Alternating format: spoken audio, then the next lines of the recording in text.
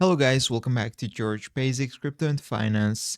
And in this video tutorial, I will show you how to fix sold out problem on your Shopify store. So if you see this sign sold out on your product, I will show you how to fix it. I'll show you 3 different methods what you can do to solve this problem. So let's go to our products list. I have got only one test product and I'll show you what you need to do. You need to scroll down until you will go to the inventory section, and the first thing you can do is just simply tick this continue selling when out of stock and save it. So when you go back to your store and when you refresh the page, you will see that sold out sign is removed. Now I'll show you another method what you can do.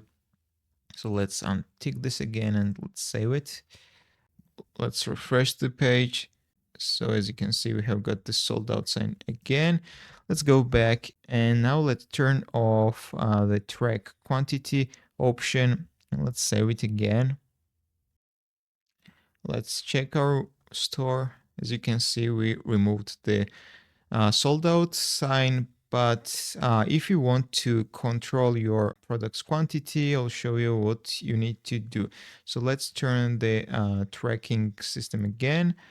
And now let's move right here. On hand, we need to enter the available products manually. For example, we have got 5 pieces.